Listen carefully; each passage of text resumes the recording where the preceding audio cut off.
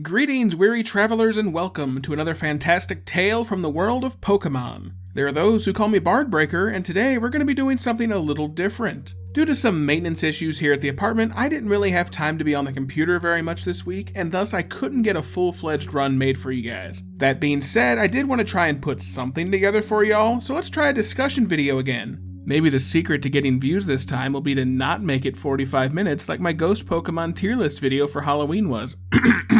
Shameless plug. In any case, this Pokemon video will consist of, in the words of the late great comedic genius George Carlin, just a series of things that are pissing me off. Fair warning, these are my opinions. You're entitled to your own. Feel free to debate them down in the comments. It strokes Algorith's ego. So let's dive right on in here and talk about some Pokemon, shall we? We're going to cover a bit from the card game, the anime, and the video games. So here we go.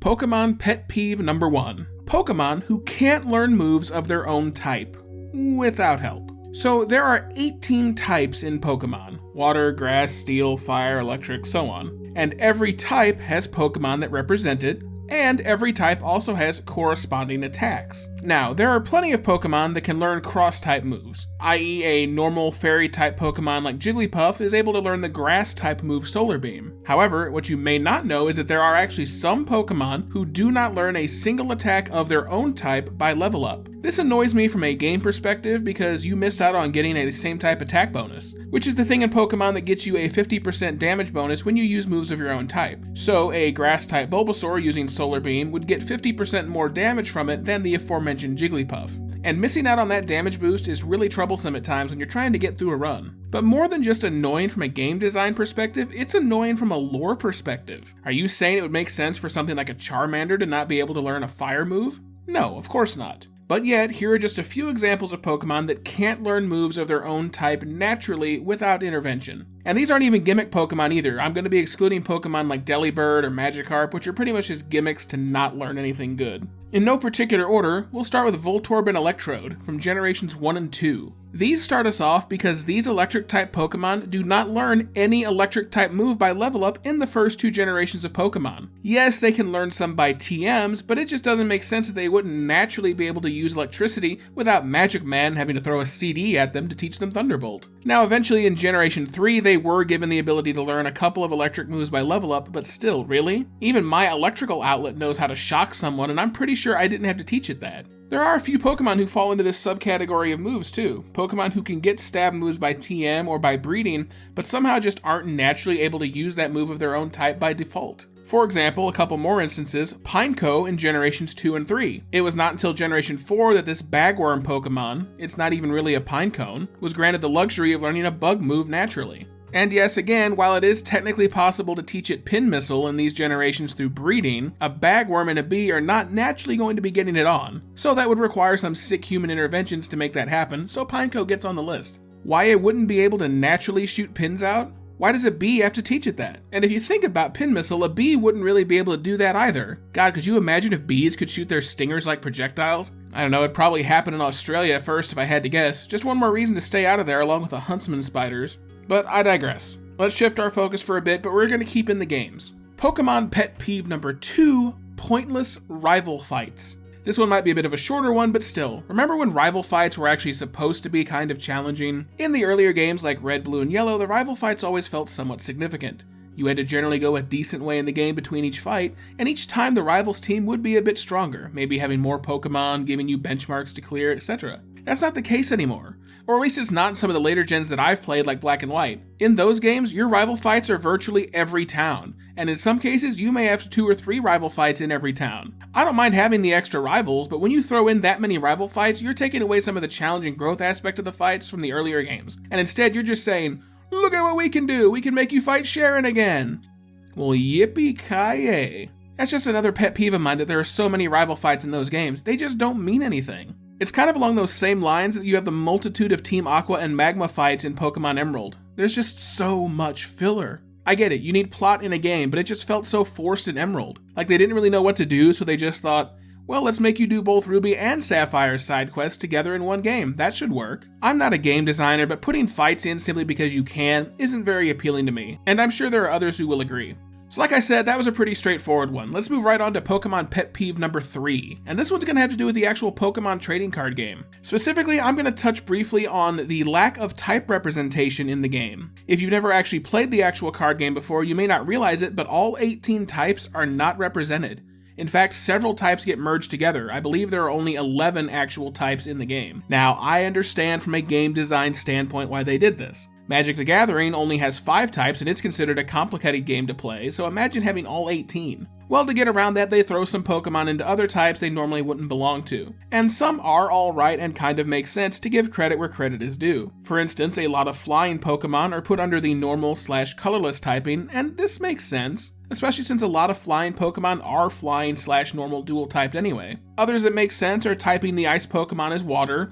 Again, that makes perfect sense. Most ice Pokemon are dual typed with water anyway, and really ice is just frozen water to begin with. But you start to get into the weeds a bit and you start to see things making less and less sense. For instance, rock and ground Pokemon are typed as fighting. Pray tell, when has Onix ever been a fighting type? What about it is a fighting type? When has Rhyhorn ever been a fighting type? They aren't.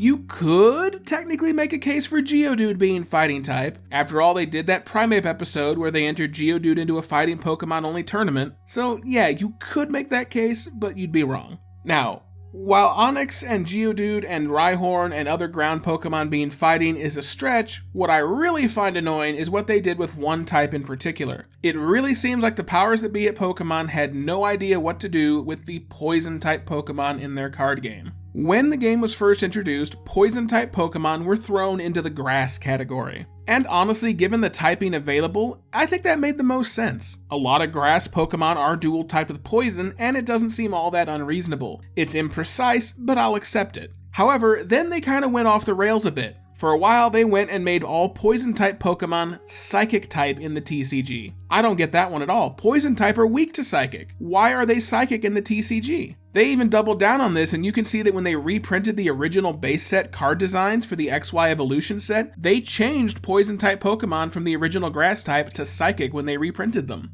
That just didn't make sense, and I think deep down they knew it, because eventually they didn't like that decision either, and they moved Poison-type Pokemon over to Dark-type, where they are now. And again, why? Why does this make sense? I guess it's slightly more sensible than Psychic. Poison usually means death, which is kind of a dark topic, but still, I don't get it at all. I feel like they would be better off just adding a Poison-type energy into the game and letting the Pokemon be themselves instead of just shuffling them around from one type to another. But again, I'm not a game designer, it's just a pet peeve of mine. Now finally, for my last 2 entries, let's head over to the anime itself and talk about a couple more pet peeves I have here. Number 4, retconning the lore. So this one annoyed me even as a kid, but the lengths the show's creators go to rewrite the canon and the lore, basically by playing dumb. So let me try to explain. In episode 1, we find out that there are over 150 known Pokemon, so at least they did kind of cover their butts a bit when they used the word over, so they left the door open to have more Pokemon come later. The problem that brings up is when we find out later that there are other regions for Ash to go to. Namely, after Kanto and the filler arc with the Orange Islands, which was Ash's first true Pokemon League victory by the way, not this new crap in Alola, he gets to go to Johto. And here's where the retconning the lore comes in. Johto isn't some mysterious land far away in a parallel dimension, it's basically right around the corner in the lore. Hell, in the games, it's literally a quick 10-second surf ride to get to Kanto from Johto, but when Ash gets there, there are magically another 100 or so Pokemon waiting for him to discover.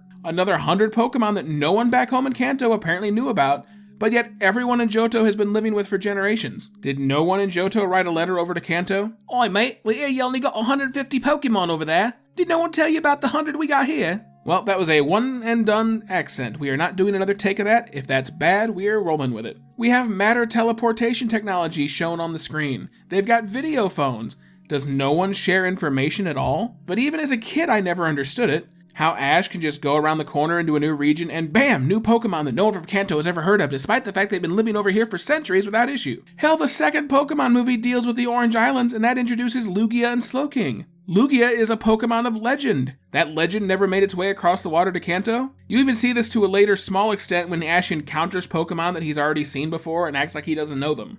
Now granted, this is for kids to get their Pokedex info from, but still, an overall lower perspective, it's just annoying to see the constant rewrites. And finally, pet peeve number 5, to close out the video, let's bitch about the anime some more. Specifically, I'm just going to come out and say, it really ground my gears when they changed the dubbing cast back in the Advanced Generation arc. Pokemon changed hands during that season, and they changed dubbing companies and thus the voice cast, and it's just bad. Now, I know this might be kind of hard to understand without having clips playing for you, but the copyright bots on YouTube just don't get it, even though this would absolutely fall under fair use to explain the differences. But anyway, there are plenty of comparison clips out there, and the voices aren't even close. Brock was one of the biggest that stood out to me. He went from sounding like a normal person to sounding like a 50-year-old chain smoker, and remember, he's only supposed to be like, 15? It's just bad. But I think one of the worst offenders to me is the actual Pokemon voice cast themselves. Think about it, all the Pokemon cries you hear on the show, all the Pokemon dialogue, quote unquote, is done by a human cast. But you can sort of get lost in the show and forget that when you hear the Pokemon saying their names in the original series, or in the case of my favorite Victory Bell, just its high-pitched shrill. But in the newer series and movies, the actors for the Pokemon themselves stopped putting any semblance of creature into their voice and instead just sound like people reading lines, which is what they were. For instance, Onix. Specifically, again, and I can't play this clip, try to find the clip of Onix facing Mewtwo in the reanimation of the Pokemon first movie. I forget what it was called, but they remastered that whole first movie and reanimated it and redid it from the ground up. That Onix in that scene just sounds like a guy going, roar! It's terrible. Again, I know it's hard to conceptualize without the examples in front of you, but it's just, no. Pet peeve number 5, bad voice acting. And this is why I really don't watch any of the newer anime. I'm sure there's some cool fights and stuff, but it all just sounds so bad. They just make it sound so human. They tried too hard and failed, like Icarus, they flew too close to the sun. Either that or they just gave up and didn't care. Probably the second one. But there you have it, folks. That's about it. I know I'm a 30-year-old man ranting about an inherently un-adult franchise, but they're legit criticisms. And frankly, if you want to criticize me for criticizing them, then I'd ask why you're watching the video to begin with. Who's more foolish, the fool or the fool who follows him? But again, guys, that's all I really got for you this week. Next week, I plan to have a Pokemon challenge up like normal. This was just kind of a filler video. I wanted to try something a little different because I couldn't get a full run done this week due to some maintenance issues. In any case, guys, I'm sure this has some rough spots, but we'll hopefully get round out if we do more of them. If you like this, let me know down in the comments and I'll try to come up with some more videos like this. But we'll see what happens. In any case, there's always a link to the Barbreaker Discord server down in the link below where you can discuss these and any other issues at length with me and your other fellow Pokemon fans in the audience. As always, guys, remember to hit that like button, subscribe to the channel, and go catch 'em all.